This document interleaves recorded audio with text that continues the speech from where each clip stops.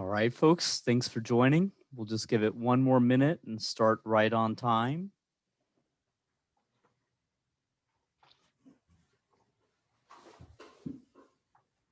All righty, 3 p.m. on the dot. Let's not waste any time.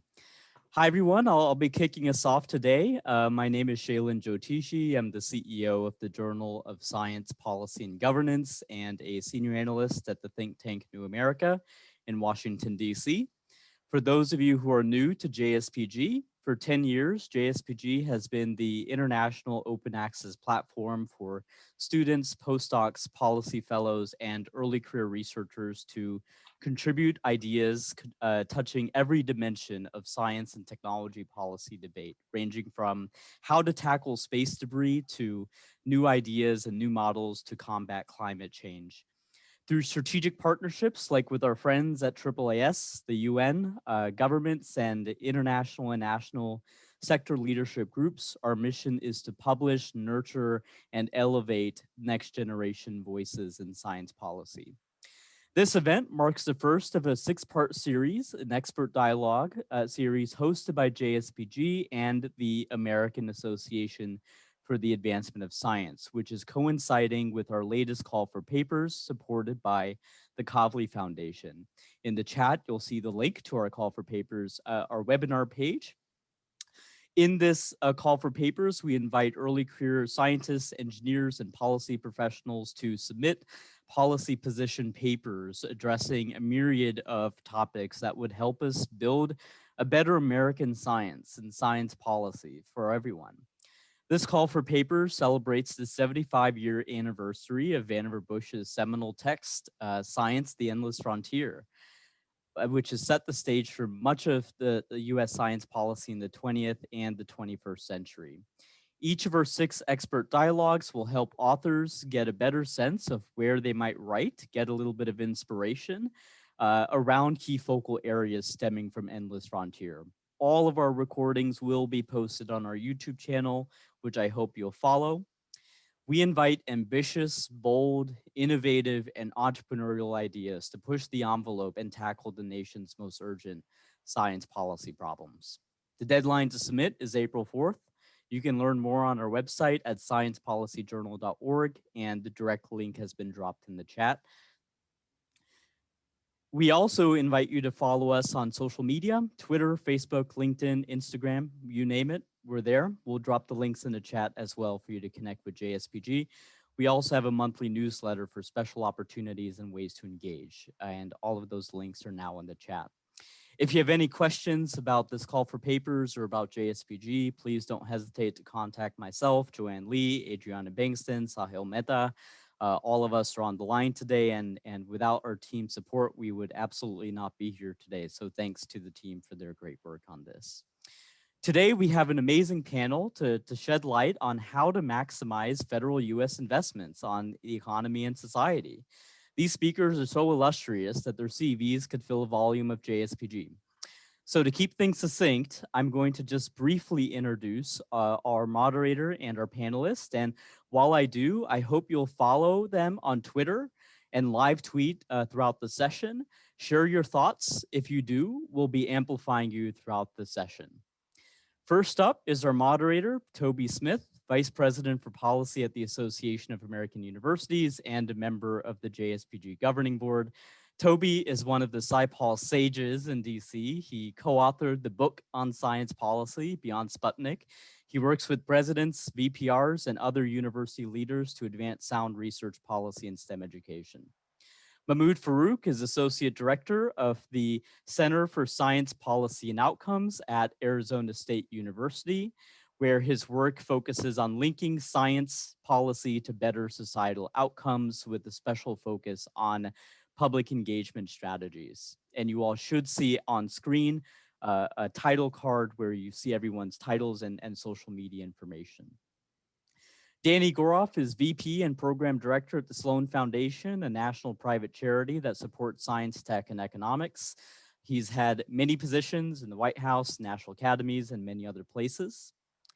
Susan Reno is Assistant Vice Chancellor for Research Extension and Engagement at the University of Missouri, where she maximizes Mizzou's impact on the state She's also the executive director of the NSF-funded Center for Advancing Research Impact in Society, ARIS, a really cool organization.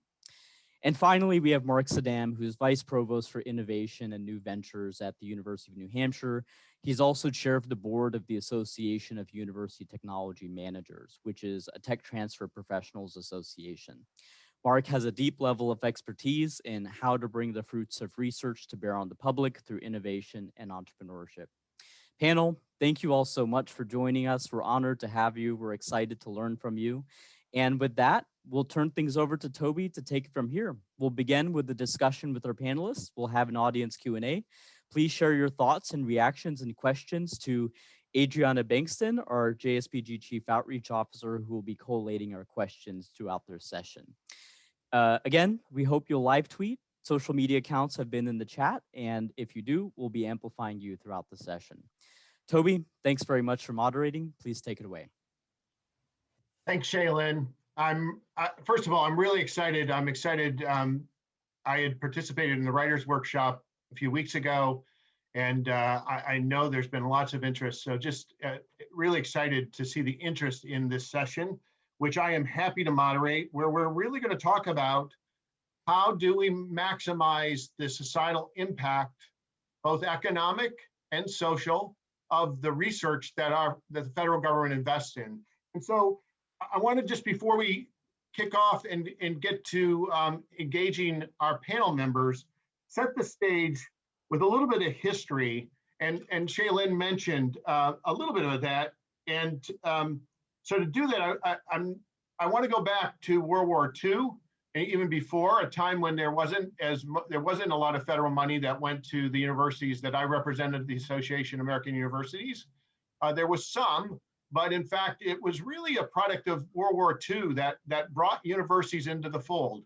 And it was partially due to the fact that in looking at how to deal with some of the challenges in the war, FDR turned to a engineer from MIT, who at the time was the head of the Carnegie Commission for Advancing Science in Washington, D.C., Vannevar Bush.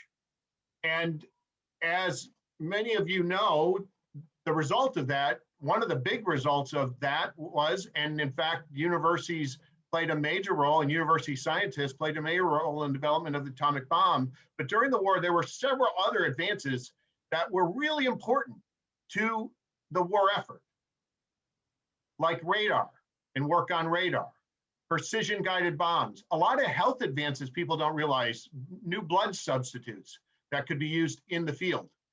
So after the war, or as the war was winding down, FDR went to Dr. Bush and asked him 4 questions about how, given the war was winding down, how could you bring to bear the impact that science had we saw in its impact on the war? How could you do that in peacetime, in the post-war era, and bring science, scientific knowledge to help support national goals to not only support national defense, but what about the health of the American population? What about creating jobs?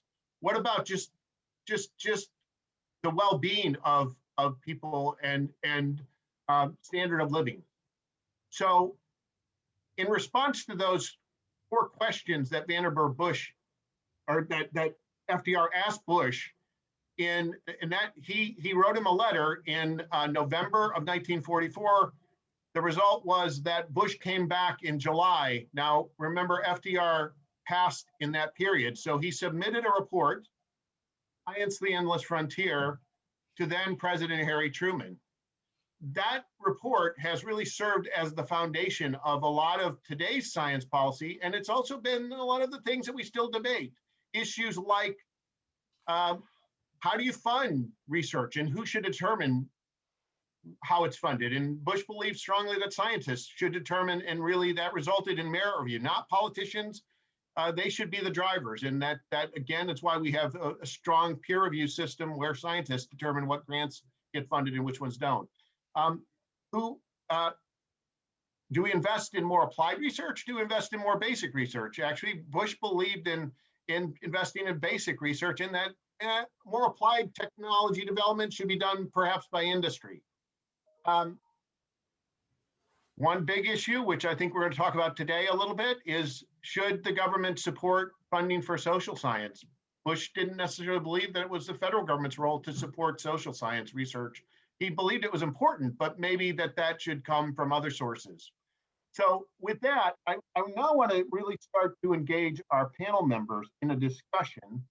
So I'm going to start here by asking each one of them to talk a little bit. Shaylin gave you a brief introduction of their background, but I want to get into a little bit more of what they do and how it relates to the impacts that science can have in their day jobs. So I'm going to turn, and we're just going to go through, and I'm going to start with Mark, and then if we could go to Danny, and then Susan, and then Mahmood. And I'd like you just to talk a little bit about how your professional role relates to science policy, and particularly to today's topic, which is science and its impact. So, Mark. Yeah, thank you. That's great, and thanks for the invite. It's great to be here.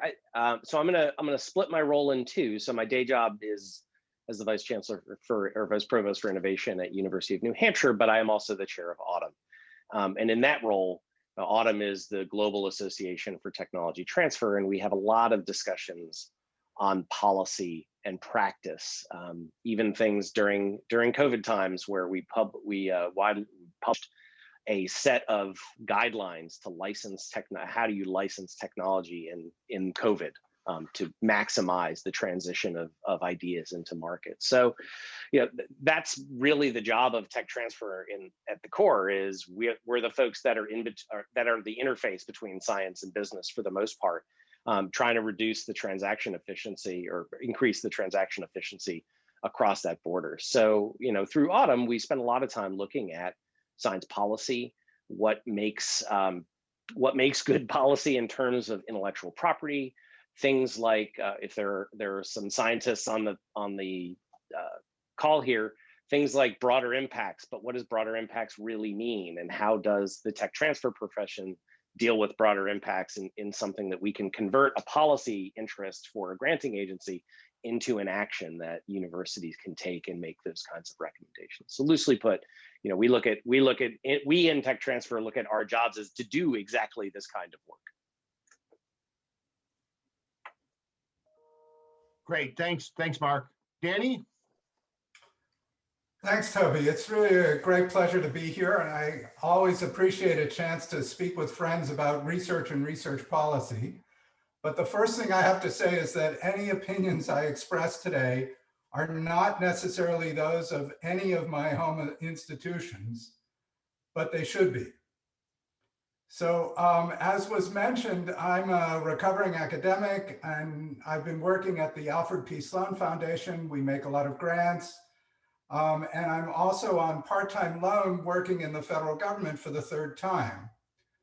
And to turn to Toby's questions, let me say that when I started in this business, I noticed that the model that most people had in mind was really very simple. There are scientific outputs, and those are measured in papers or citations or patents or otherwise. And these outputs are some unknown increasing function of the inputs. And that's usually measured in dollars, but sometimes in terms of people, grants, facilities, and other kinds of factors. Now, according to this model, if you want more out, if you want to maximize your impact, that's what we're here to talk about, you just need to put more in. And that's that. And it all just becomes part of the big game of seeking money. And what I've gradually come to appreciate in these roles that I have is that output can also be expressed as inputs times another factor, namely the output per input, which is also known as productivity. So if we want to maximize the impact of science, we shouldn't only focus on what we can do to increase the funding of science, but also to increase the productivity of science. And that means doing organizational research and conducting social experiments, to increase the expected output of each dollar spent. So maybe we'll have some time for some examples and examples of both progress that's being made, but also the kind of grant making that I've been able to do. And it falls under the heading of what's sometimes called the science of science or research on research. So we'll talk about that some more. Danny, thanks. I'm going to come back on that for all the panelists, because one of the questions we got in advance was, is just investment in science enough to produce impact? And I want to come back, so I'll revisit that. Let me turn to Susan. Good afternoon. I'm happy to be here too to talk about one of my favorite things. As Shaylin mentioned, I serve as the Executive Director for the Center for Advancing Research Impact in Society, funded by the NSF, and its name says it all. It says it all. The center works to grow researcher and institutional capacity for demonstrating societal impact, and it ultimately has its roots in the America Competes Reauthorization Act of 2010. So all the things that we do really can have its roots in science policy. One of the roles we serve, as Mark mentioned, is we serve as an interface between policymakers and policy implementers. So what we see our role is really trying to translate broader impacts policy for our researchers, and then really providing the view from the trenches. So what does it really mean at an institutional or an individual level to implement policy? And we try to be able to give that back to NSF and the National Science Board and anybody else who will listen. Great. Thanks, Susan. Now Mahmood. Hi, thanks. Thanks for having me in this panel and on a very timely conversation. So I'm Mahmood Farooq. I work for Arizona State University Consortium for Science Policy and Outcomes in Washington, D.C. I thought I'd start with the engineer part, like Dan mentioned. You know, I'm also consider myself a recovering engineer. And for the benefit of, I know we have a lot of students and people transitioning into careers. So I started out in engineering in the petrochemical industry, and in the early 1990s got disillusioned by having to engineer out of our way of taking social responsibility, because there was all this Clean Air Act related legislation coming, and working on the industry side, I saw myself at the wrong side of the societal equation. So then I stumbled upon this guide that AAAS used to put out called Guide to Science, Engineering, and Public Policy. There was 21 programs listed in there.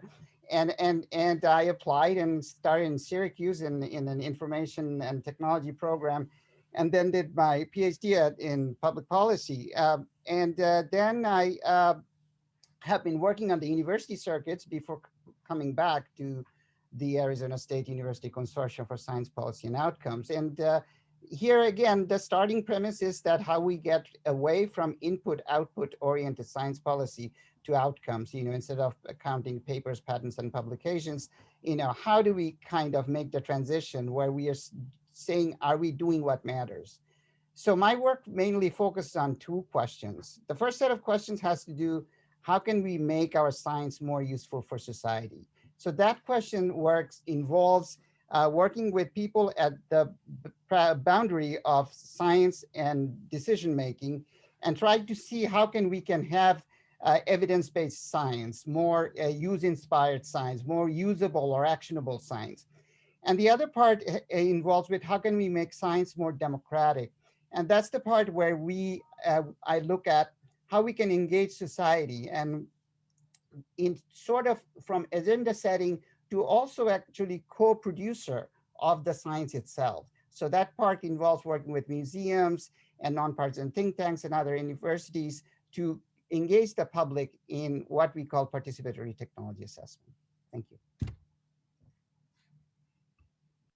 Well, Mahmood, you probably set up my next question, and it gets to, well, last week, almost to the minute, by the way, about this time, there was some exciting news that those of us who follow science policy all heard about, and that was that we had there was an announcement of a new science advisor to the president, and also a nomination for an OSTP director in Eric Lander. And it's interesting, in asking Dr. Lander to serve as his science advisor, now President Biden, which is kind of fun to say, by the way, wrote him a letter too. And instead of 4 questions like FDR asked of Bush, Joe Biden asked Eric Lander 5 questions. And I won't go through all of them, but I encourage people on the phone to look at that letter. It's up and you can find it online. But one of the 5 questions he posed, I would like all of you, the panel members, to reflect on it. It was, how do we guarantee the fruits of science and technology are fully shared across America and among all Americans? So I'm going to go in the same order, starting with Mark, and then going right through the same order we just did. And I'd like a brief perspective on that. Then I'm going to next ask some of you some individual questions following up on this particular question. Yeah, it was my favorite question of the 5. So I'm glad you kind of pulled this out. So for me, there are a couple of quick hits on this. So first would be, investment in the infrastructure of research versus research itself. And I know Danny said, is it a unit more of research funding will lead to an additional unit of output, and that's really not very true. So reinforcing the infrastructure and the people that help make the science work would be really helpful. For example, as someone who is in tech transfer, the US is one of the only countries in the world that the federal government does not fund technology transfer at all.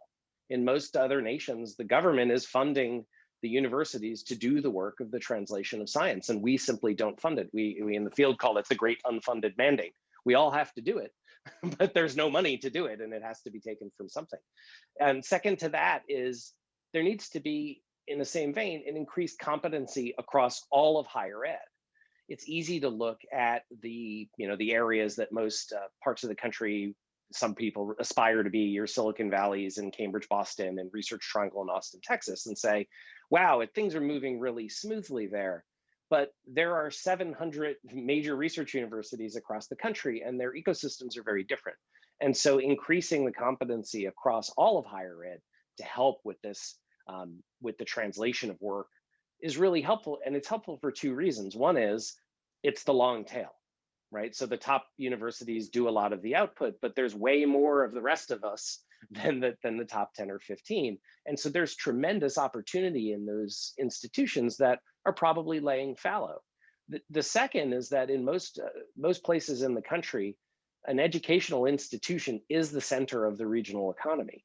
And the fruits of the work of those educational institutions are the reasons that those economies are robust. So by increasing capacity and competency across higher education, instead of having 2, 3, 4, 10 areas where really robust, the fruits of research come out in a really robust way, you would have 700, which would really increase equity across, across the country in lots of different reasons. And then the final piece for me is just, it is that equity piece. It's equity, diversity, and inclusion, and making sure that all people, from innovators to patenters to startup founders to venture funders, to the people that benefit from science, that there is equity and inclusion across all of those areas.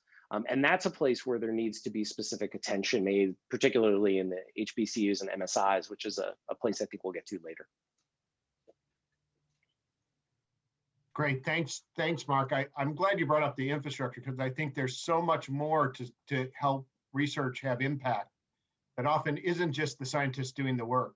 And maybe we can talk about that. And I'd feel, as people go through, feel free to reflect on earlier panel members' comments too. So the more we can make this a discussion, the better it will be, I think. Danny, your thoughts? So the usual answer to this kind of question is to just make sure that there's more science to share. But I want to pick up on the part of it that is about addressing all Americans and making sure that that works. And that's not too surprising. I'm a mathematician by training, but work a lot these days with economists, social scientists, and so on. And from that point of view, 2 points. First of all, the technology, and in particular, infrastructure and that kind of technology, it works better for everybody if social, behavioral, and economic experts are involved with the design from the onset, rather than rather than just figuring out later that there are people who might have been involved with this. So if you, often the engineers are surprised to find out that people don't always react the way that the technologists expect. And if you tell the engineers to optimize on market share, the result you get is Facebook. And it illustrates the dangers of not thinking through the social aspects in advance. And in fact, Jack Dorsey, who founded Twitter, of course, said that if he had it all to do it over again, he would start out by hiring game theorists, social scientists, and anthropologists before anybody else. The second point I wanted to make is that if you really are worried about the inequality and the terribly unfair distribution of technology's costs and benefits, that's not necessarily a science policy question. But the social, behavioral, and economic sciences can help both document the problem and analyze possible solutions ranging from federal regulation to tax policy, and from antitrust enforcement to IP policy.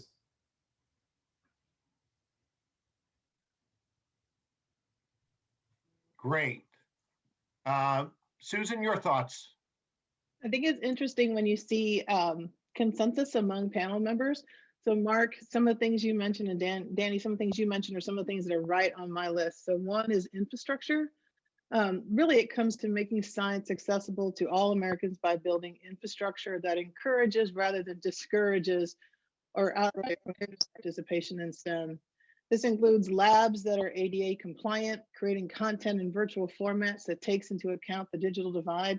I live in a state where many of the folks who live around me don't have access to high-speed internet or cellular service. So when we go online and things go all virtual, we think that's great. But there's a lot of people who can't access that. So thinking about how we balance high tech with high touch. And also understanding that educational attainment is not the only marker of success in STEM. We see a lot of students who, because their GPA or their grades don't look the way we think they should look, we discount them. And really one of the things that I think is that we're seeing that we've got to have more minds on our biggest problems. The NSB just put out their new Vision 2030. And a lot of it is looking at the STEM workforce. We've got to have the best and brightest, the best minds, the brightest minds, diverse minds on our problems. Otherwise, we're going to miss out on potential innovations. So Susan, as we think about infrastructure, and I was thinking when Mark said it too, and I think of this in the context when I think of your job and Mark's job, there's the physical infrastructure and there's the human infrastructure that helps support getting the fruits of what scientists do, which sometimes they aren't always very good at figuring it out into the population. We'll come back to that maybe a little bit as we dig into questions, but I think it's not only tech transfer into the marketplace, but just the knowledge that our scientists some have and how to translate that to people who may not come from strong science backgrounds. So actually, that brings me to Mahmood, who may have some thoughts definitely on that one. So I will turn to you to answer this question that went to Eric Lander from President Biden. Thank you, Toby. I'm going to start with President Biden's inaugural speech. He used the word moment 6 times. 4 of those were about the historic nature of our current moment and the urgency to meet it. One was a moment of silent prayer. One was about taking a moment to walk in somebody else's shoes. So when I look back at Vannevar Bush and Science: The Endless Frontier, I would submit that he met his moments, but that moment was 76 years ago. But I would also submit that he gave us a guiding document. The institutions that were created as a result through democratic deliberations were very progressive in nature. NSF 1950, it's not NSF 2021. So throughout these 70 plus years, NSF had gone through many evolutions, some incremental, some radical, and some transformational. I think one transformational moment came in the 80s when, responding to structural, economic, and competitive challenges, we made a conceptual shift from linear to a 2-dimensional model.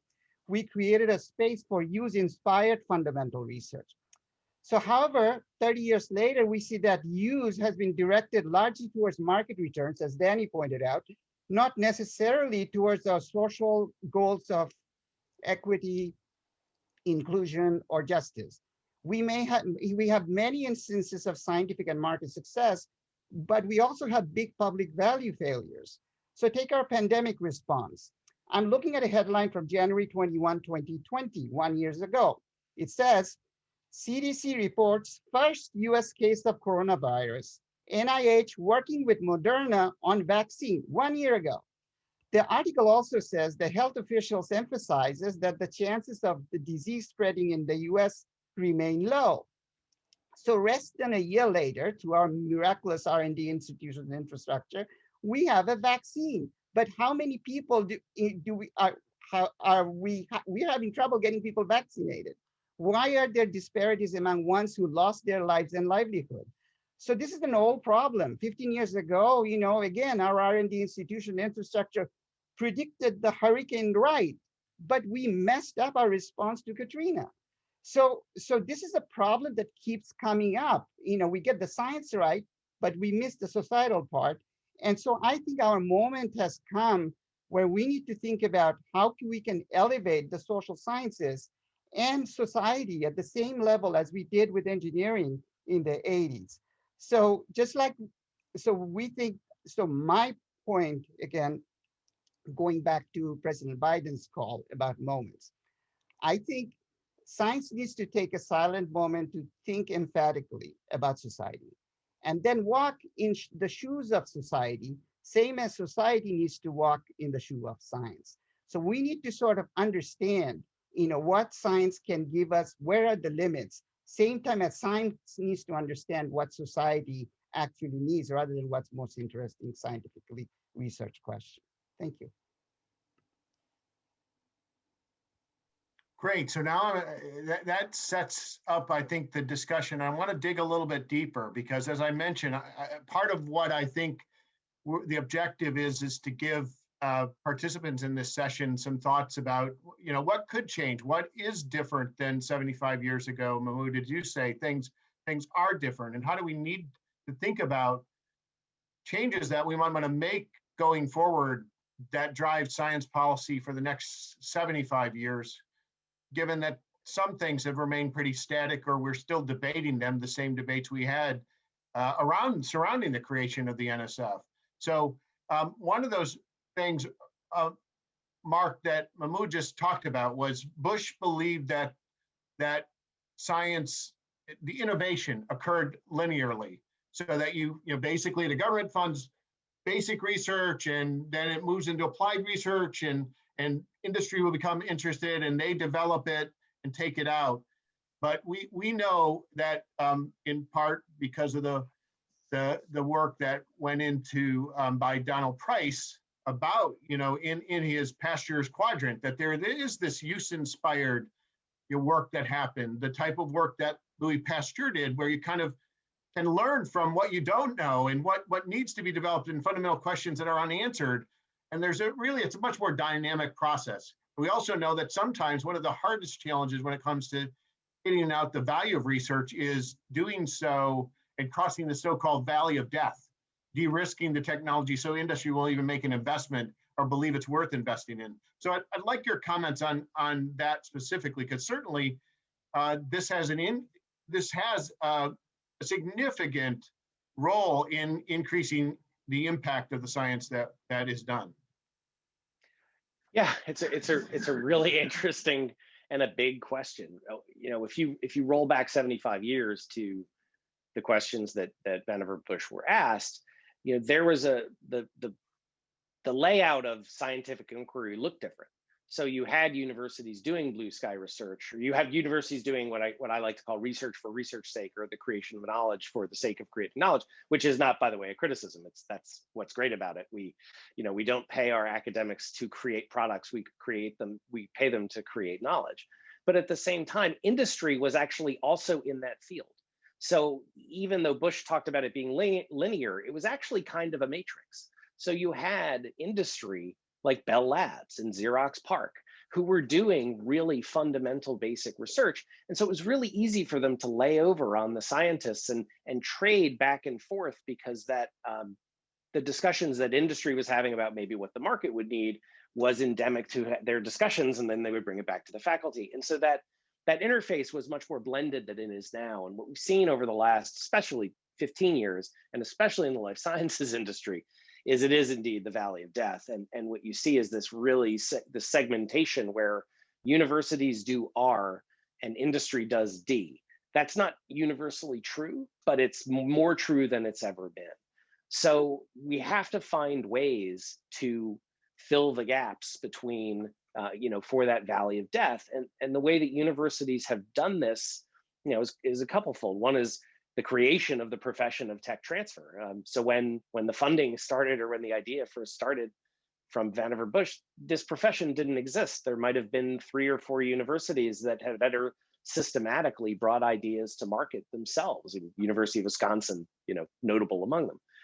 But now you have everybody having to do this work, the 700, 800 major research universities in the United States having to do that work. And so what universities have done as industry has kind of pulled towards the development is started to try to fill the valley itself. First, it was simply, how do we do the transaction to get an intellectual property from point A to point B? The creation of the Bayh-Dole Act that allowed universities to take title, that allowed them to facilitate that work. That worked for about 10 years, and that gap kept widening. It wasn't closing, it was actually just sort of like shifting downstream a little bit. And that's where you saw universities start to do startups. And I know that some people say universities do startup companies because they love doing startups and it's all about the money and all that stuff. It's actually not. It's that the industrial research university interface is still wide. And so a startup is the bridge between that early stage research into the translational research that's necessary for it to be picked up by a larger company. Now, you can obviously create companies that themselves grow large and meaningful, but it was the university startup activity was really a response to the fact that the simple licensing of intellectual property or ideas did not close the valley of death. It just seemed to shift it a little down the field. So I think those are some fundamental shifts. If in 1950, a university proposed to start a company out of its own research, I think that person probably would have been drummed out of the academy, where now it's something that's much more universally accepted in the larger institutions. There is still resistance to that in the next tier of universities and below. So Mark, I think it's important to note that one thing that, I mean, it's fascinating when you look at, you mentioned the Bayh-Dole Act, but that prior to Bayh-Dole, that the intellectual property was maintained by the government. And one of the problems was there wasn't an incentive really for universities or the inventors to really think about how their discoveries might have an application. And it was very complex, right? So the data is that in the year before Bayh-Dole, there were 26,000 patents in the federal government, and only 2 or 3% got licensed. And then you roll forward 15, 20 years, and The Economist called the Bayh-Dole Act the most inspired piece of legislation in the last 50 years, because it unlocked the potential. It gets back to what several of us were talking about earlier, that infrastructure piece and the ability to reduce the barriers wherever they are. And they're often not huge barriers, they're often 1,000 micro barriers. The work in that area, which is not, again, about more science, but about improving the infrastructure to smooth the ability to get things out the door, is the critical work to be done. So Danny, I want to now turn to you, because one of the things that we know, I already mentioned, that Bush really didn't see a federal role in support of social science. And based upon what I know, you disagree with that. I'd also like you to reflect a little bit, because we just talked about tech transfer, which is really zeroed in, and we've now built up offices like Mark oversees to get the fruits out into the marketplace in the form often of patented things that might be marketable. But a lot of social ideas aren't necessarily, they're not so much things you're going to make money off of, or you don't file a patent on a new idea that's going to improve education in public schools or improve health care, but those are really important things. And so first question is, what do you think about, where we need to be going with the importance of social science? You've already started to touch on this in some of your comments. The second is, what do we do to help try and get social science to be utilized to improve and address social challenges and problems?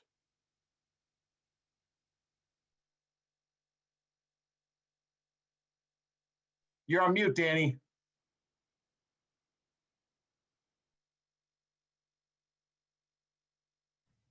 Right.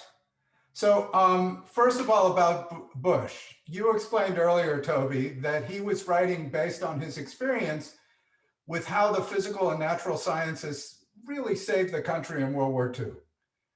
The social sciences arguably didn't have a big role in that victory, and so they were just naturally less of a priority to him then. Now, what about us now? Well, here's what I've been going around saying. In terms of the threats that we face at this very moment, I pray every day for those who are developing new vaccines. But once we get past that, all the other problems we face due to the pandemic are social, behavioral, and economic in nature. So thankfully today, the social sciences are much more sophisticated than they were during World War II in that era. They're more data-based, they're more capable with helping with these current and pressing challenges. And we're rising to that occasion. So if you're not familiar with SEAN, that is the Societal Experts Action Network, SEAN, and it's based at the National Academies. And it's been fielding questions from decision makers, like the National Governors Association, like the National League of Cities, like federal agencies. And then this group, SEAN, issues rapid expert consultations in a matter of days or weeks rather than months or years. And it's all based on the best science that we know, the best research, and it's backed up by the authority of the Academy. So this, I think, is a great policy tool for making the market clear between the demand that actual decision makers have and that it's hard for them to sort through in that market, and the supply of really cool ideas that researchers come up with, and making those, even just doing the translation between those two sides of the market is a little difficult, and that's what SEAN's doing. So I recommend that you look up on the National Academy website and see what's happening there. And then on your question about the support for this, along with this growing maturity of the social sciences comes growing costs. And those are costs for data, for surveys, for experiments, and even for randomized control trials. So the justification for government support in terms of the private and costs and the social benefits, it's really similar, if not stronger, for social science research these days as it is for any of the other forms of serious research.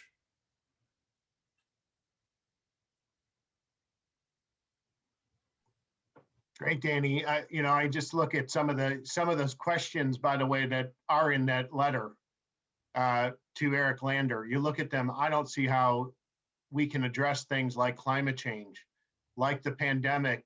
It's amazing what fundamental research has allowed us to do, which is develop this vaccine so quickly.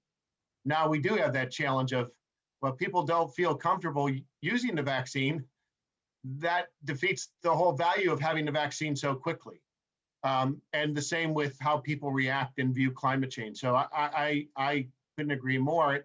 It then raises a question, Susan, for you, because I know you're really involved in trying to engage the public and get them, engage scientists in better explaining their work. And this has always been an ongoing challenge. And I just wonder if you have suggestions as to structural changes that might be made in how we actually support scientific research that helps to advance or encourage more engagement by scientists with the general public. Because my own view of Bush's vision was scientists, make the decisions, they decide what research is important, and they produce these results. But really didn't talk much about then how you take that one step further and actually get people to trust in that science that the government supports. So I'm interested, we have NSF Broader Impacts. I know you have spent a lot of time trying to advance that. What other ways could we increase public understanding of the impact that science actually has on their lives? Toby, you talked about it, and I think we've mentioned all the things I'm going to talk about so far in our conversation. For me, the greatest structural change is changing how we view science itself. If you think about the history of broader impacts, a lot of people see it as an add-on. And when I talk to researchers, they say we used to call it criterion 2, that thing that really doesn't matter. And it was really this idea that we separate, we're going to do good research, and then we'll do this other thing because we have to. And I think that's a problem.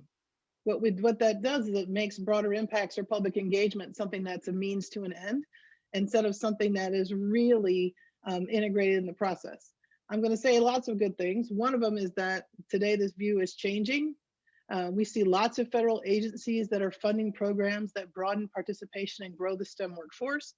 Only NSF has the BI criterion, but really every federal agency funds something that we think of as broader impacts. The other thing too is that there are groups of researchers who want to engage the public in their work at multiple levels, from outreach and engagement to full-on engaged scholarship.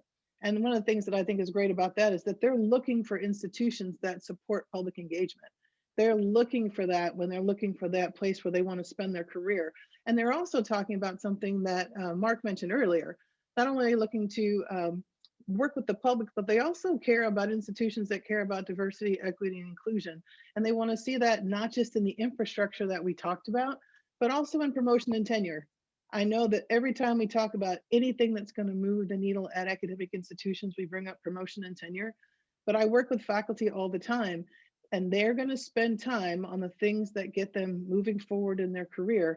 And until engagement, IDE, things like that are in the promotion and tenure process, they're going to have a hard time with that.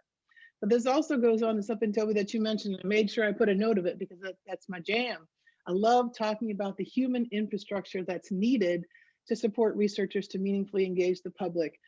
When Shaylin was introducing us, he mentioned that I'm the Assistant Vice Chancellor for Research, Extension, and Engagement on my campus. As far as I know, I think I'm the only person who has a title like that anywhere. And that means that I work jointly across the Office of Research and Economic Development and the Office of Extension and Engagement. And my job is to bring research and communities together and to lower the barriers.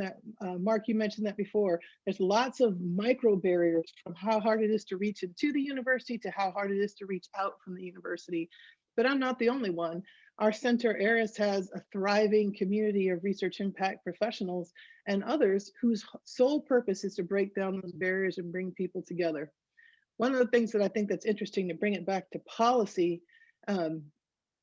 is that this all has its roots in America Competes. If you look down into Section 526, and I never thought I'd be able to quote sections from US policy and legal code. I'm proud of you, Susan. They're very important. Section 526 talks about the fact that institutions have a responsibility to provide this support.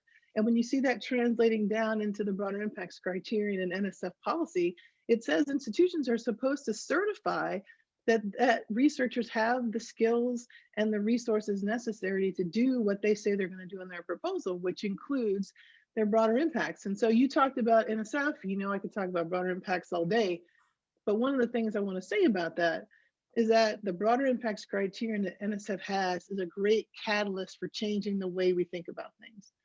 No one can submit anything to NSF without there being some sort of societal benefit, right? One of the things that I tell researchers is that I'm not telling you your research isn't important, because I think this is an important distinction. I think sometimes when they hear me talk or others talk about the importance of public engagement, it's at the expense of the science. It's not at the expense of the science. And there is some research that absolutely is transformational and is a broader impact. But that a lot of times broader impacts turns into STEM camps and science cafes. And the cool thing, the strength of the BI criterion is that it is totally integrated with the research. And what I love about that is if you look at the policy around BI and around just NSF in general, it says researchers are ultimately responsible for everything that's in their proposal, including the broader impact. So that means the future of public engagement for me lies with researchers who are going to build their own broader impacts identity. They're going to partner with engagement professionals. They're going to partner with people in the communities who can help them do what they want to do. But we want them to come up with something that we call the broader impacts identity, which is a term that was coined by Julie Rizian at Oregon State.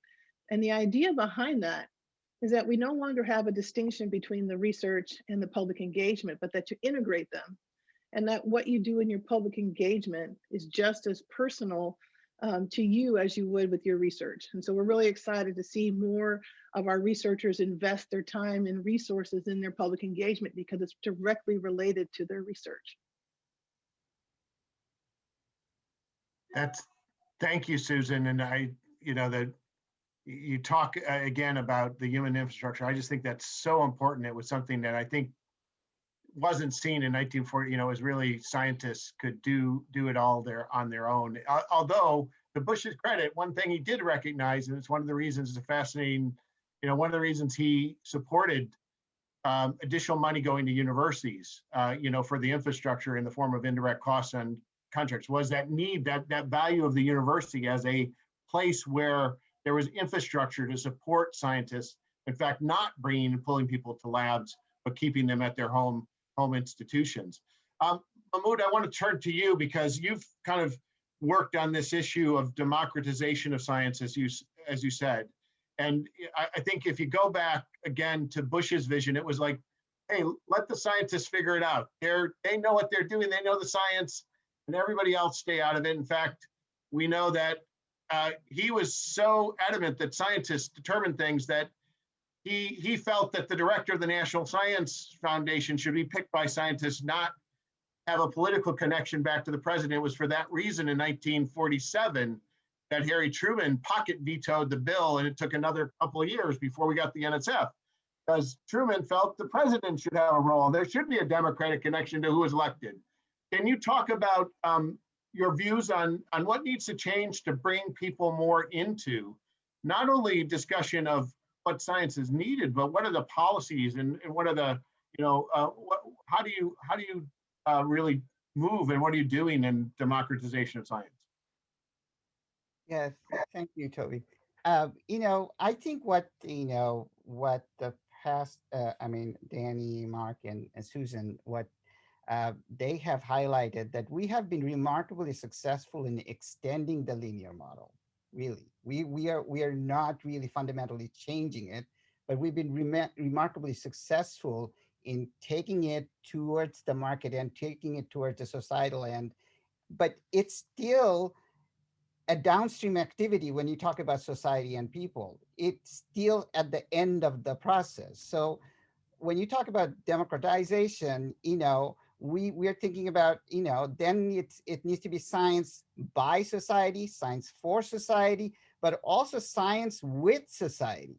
So when you say science by society, I think we are doing great work in terms of citizen science, community science, that where ordinary citizens, non-credentialed scientists are able to participate in with credentialed scientists to sort of, participate in the scientific process. So it's not like only limited to university scientists.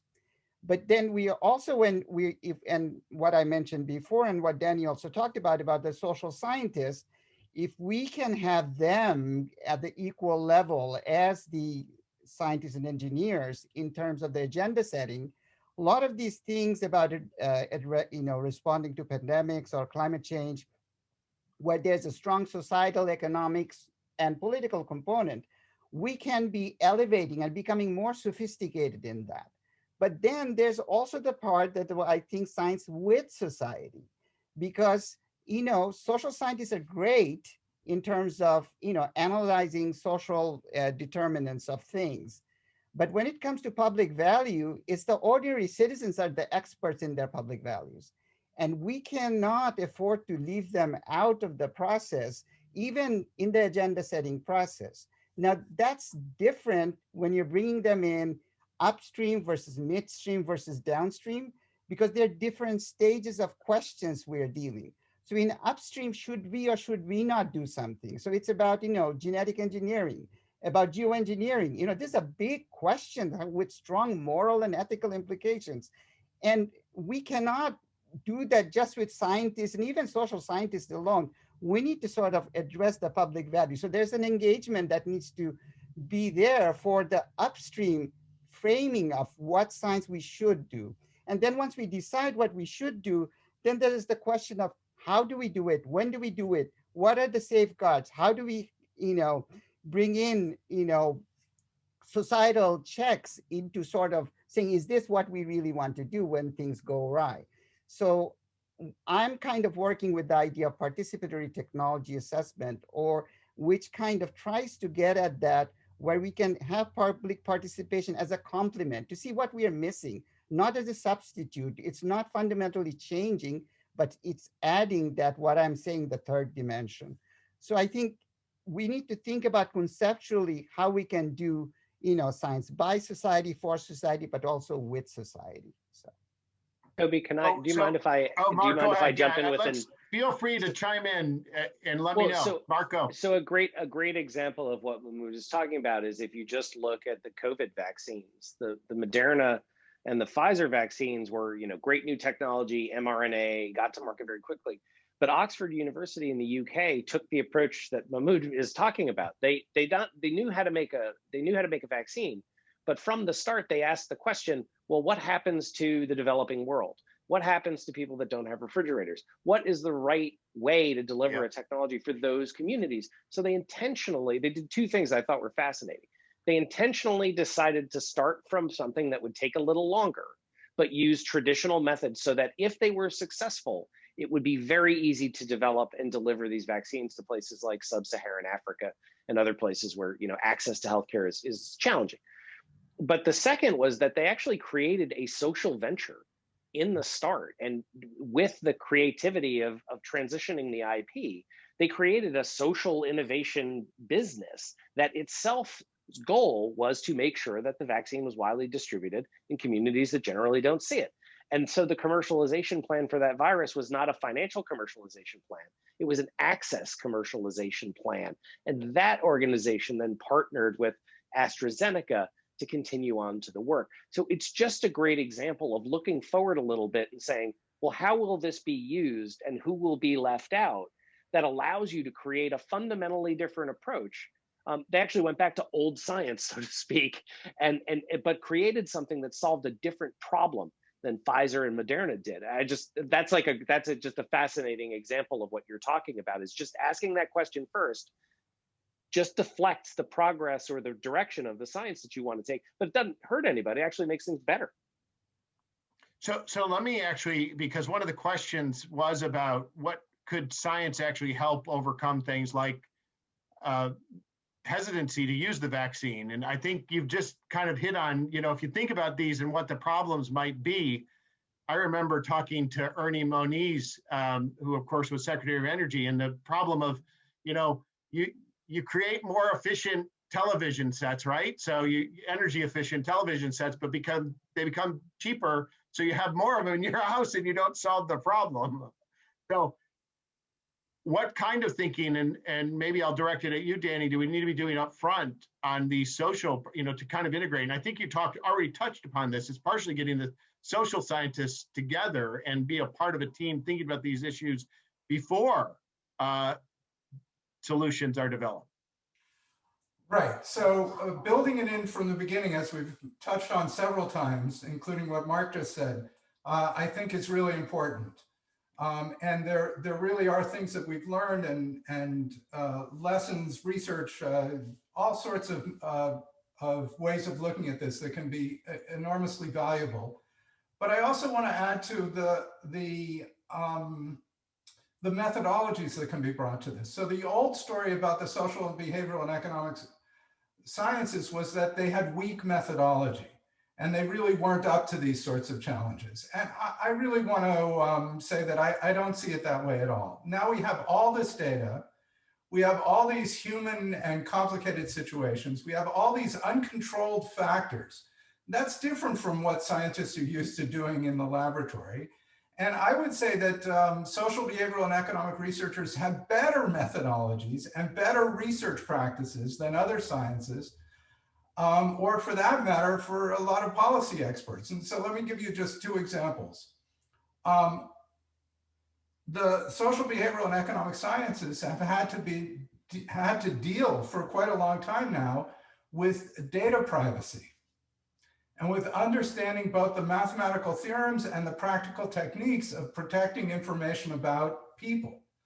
And so that's something that really needs to be taken into account these days. And then about policy, I would argue that all policy is based on conditional statements. That is, assertions of the form, if we do X, then Y should happen. So that's causal inference.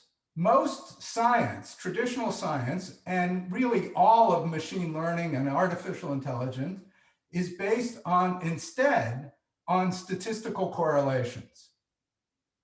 And I want you to notice something, which is that the correlation of X with Y is exactly the same as the correlation of Y with X.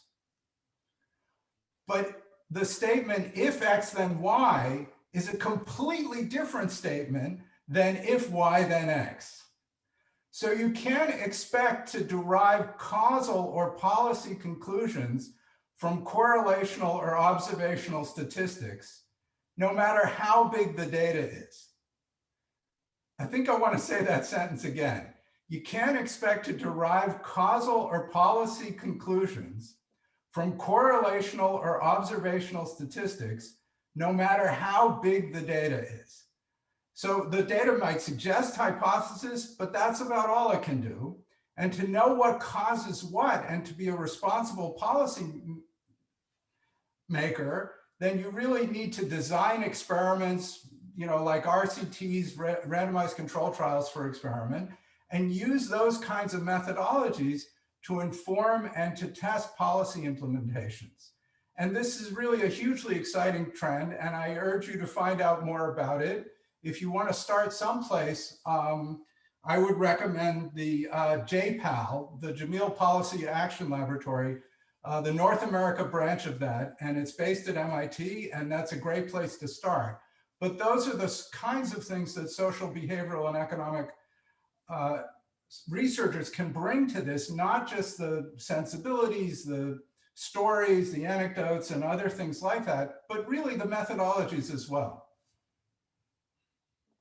So building off that, and I'm trying, by the way, there's lots of good questions coming in. So I'm trying to kind of capture some in more broad statements and just asking specific questions that have come in. And one has to do with, I think it's really to something you raised, Susan, and that's the incentives to look at science different and what your role is as a scientist, which has been measured often by the number of journal articles that are published. Danny mentioned this earlier, and then how much money you bring in. But these other things like engagement or even tech transfer are not valued in the promotion and tenure system. And then there's the other question about how do we hold the broader universities accountable that they have a role, that they receive taxpayer dollars, and they do have some role to commercialize technology and to support that, to get ideas out for social change.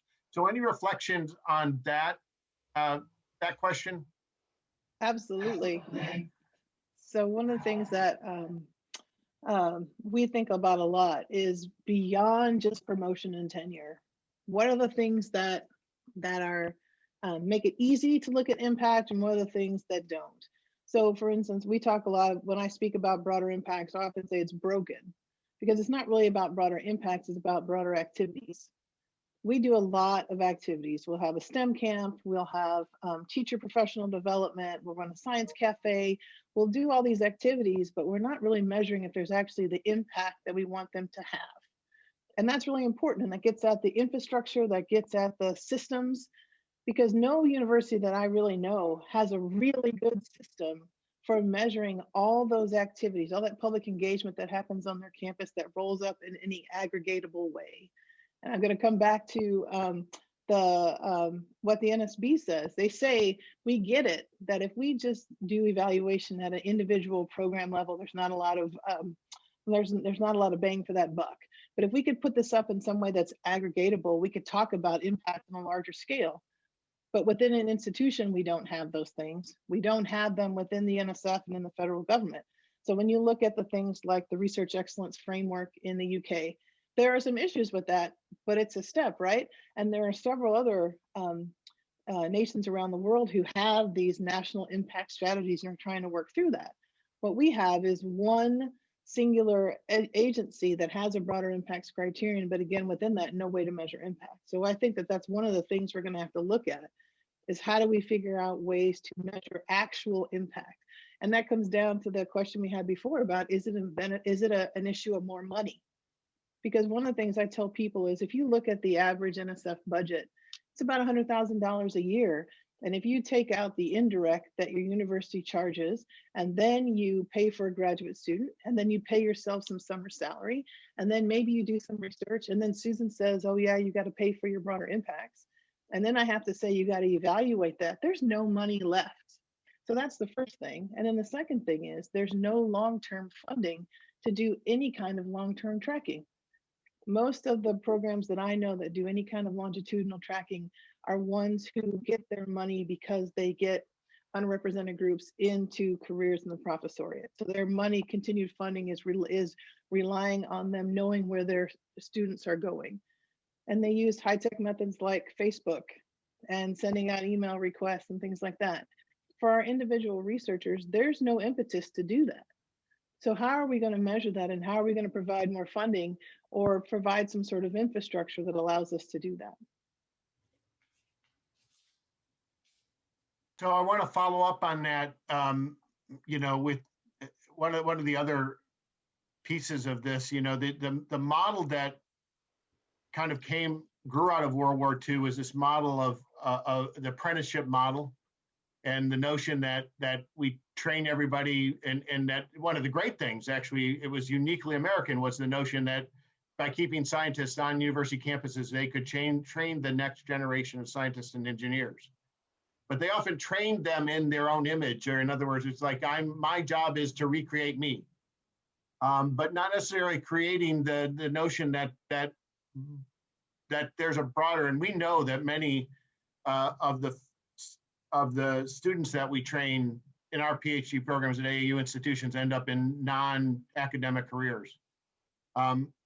We've been thinking a lot about, and also we know that perhaps excellence isn't defined within a department by creating everybody. We look at disciplinary diversity as being important, but we don't necessarily think about, well, we need good teachers, and we need people who are good at public engagement. We need people in the department who can do tech transfer. So we don't train them those other skills that frankly really make a good department, not what we've often said a faculty member should be. We don't think of it holistically.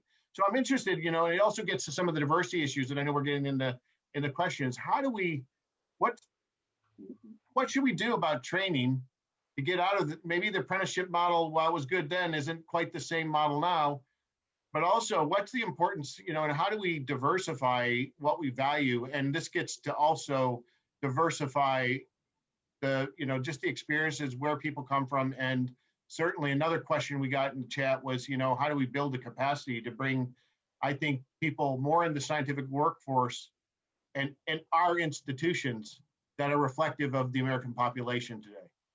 So thoughts on that, and we'll start, Mahmoud, with you.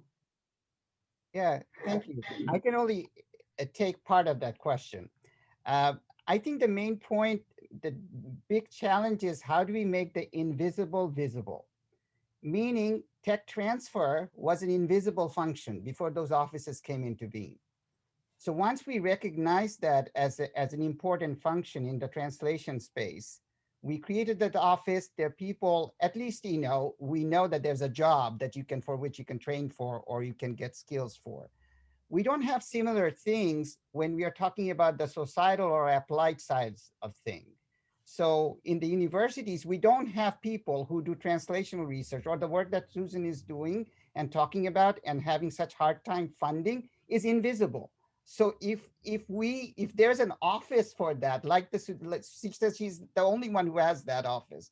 So then it says, okay, we need to actually think about that, and we need to actually fund that. So in the climate science realm, if you look at the NOAA RISAs, they're set up as boundary organization that work with the communities. It's the extension model, but it's kind of recognizing that you need somebody who does this bridge building, this matchmaking, this translational thing. And there are a lot of scientists or people coming from other disciplines can come into that space. But we have to first, I think, recognize the need for that space, name it, and then fund it. So that would be the first point I would start. Other comments? Well, I'll Yeah. jump into this one because I Yeah. love it. Anything about graduate student training, postdoc training, I'm in it. You are exactly right, Mahmoud. We use this all the time out here at the University of Missouri. We want to make the invisible visible so that it's easy for people to have access. And I think one of the things there is to make it easy. We try to make public engagement on our campus easy for researchers to do. We want to give them lots of different ways to plug in, from minimal outreach to in-depth exposure. And we want to do that for graduate students. And this goes back again to the idea of a culture shift. So we have a brand new graduate certificate in public engagement that just started this semester. I taught my first class yesterday. And we have very few students who can sign up to take that certificate because they get pushback from their major professor, from their advisor about doing something outside in the lab. And I think that's one of the things we have to start normalizing, is that there are multiple pathways for careers beyond academia. And we've got to do that. So I really want to think about what you said earlier, Toby, what is it that makes a good researcher? What is it that makes a good department? And what skills do we need to give graduate students and postdocs so that when they leave our institutions, they're ready to do whatever job is in front of them? So, Yeah, and I think go ahead, Danny. I think one of the challenges here is, given the kind of mentor-mentee relationship where you have only one advisor, they only know one path. I often think that two advisors, or maybe even advisors in other departments, may not be a bad thing. But Danny, your thoughts? So I just want to underscore what we were saying before in this context about broader impacts. I think that it's really a terrific and important criteria that gets used at NSF.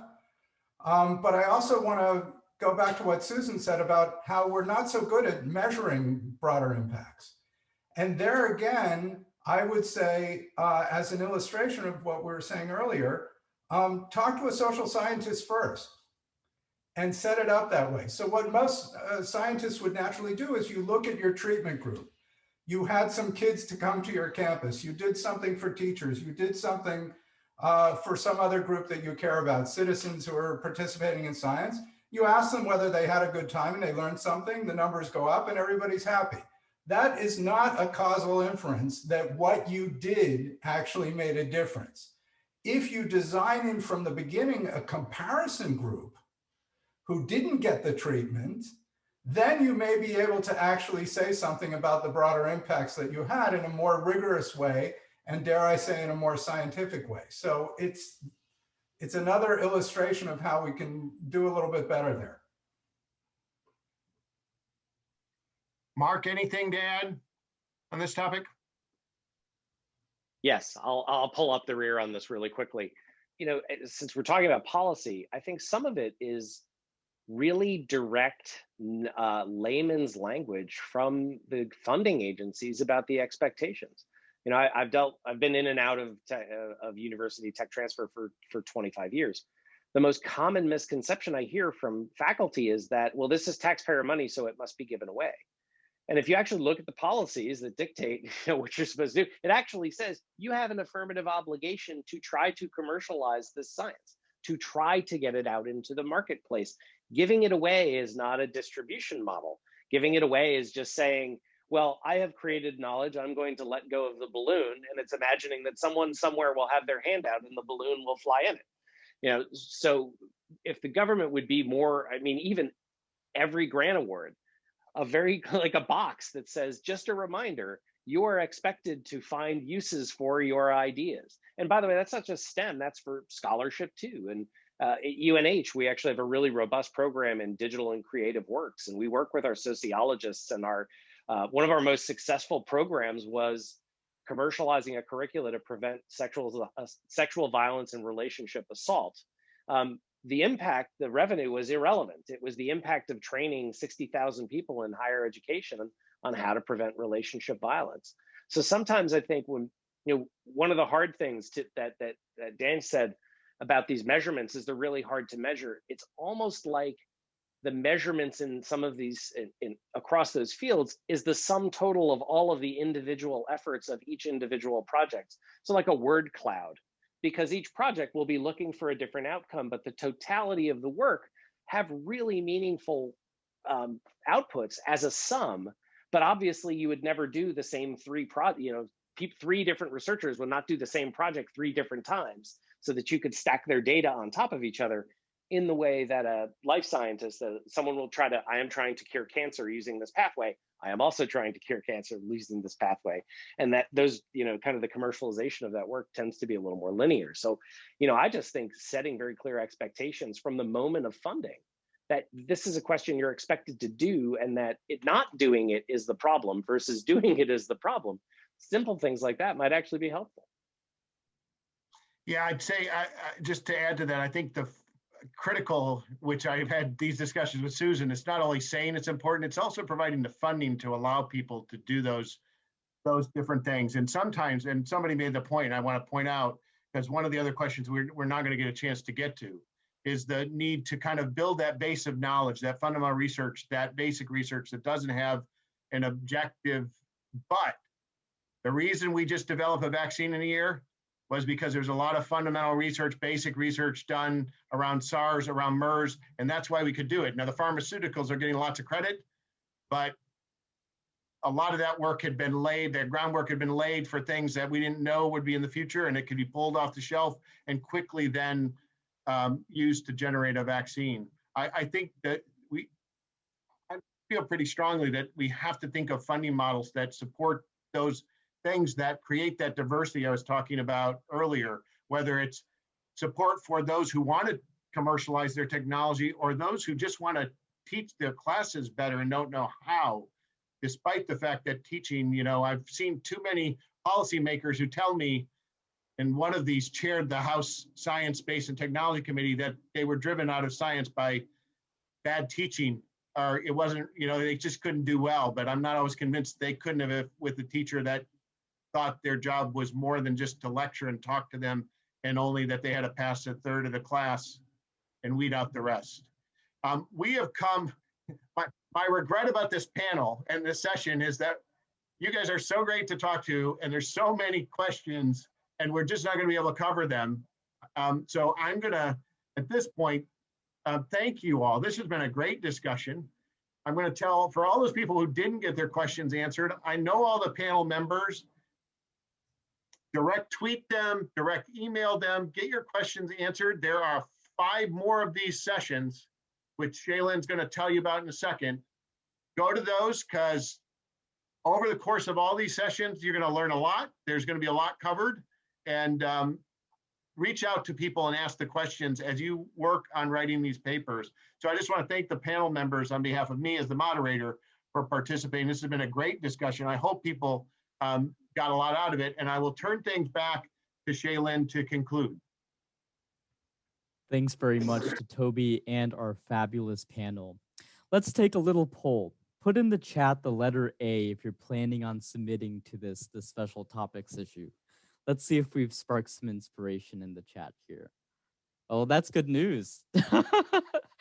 Folks, as Toby mentioned, we have 5 other sessions lined up for the spring.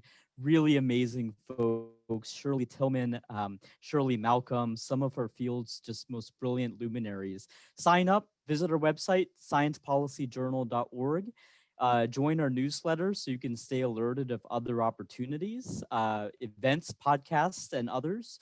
And we'll look forward to speaking with you next time. Thanks very much for joining us. And thanks very much to the JSPG team, Adriana Bankston, Joanne Lee, and Sahil Mehta for making this event possible. Cheers. Thanks, everyone.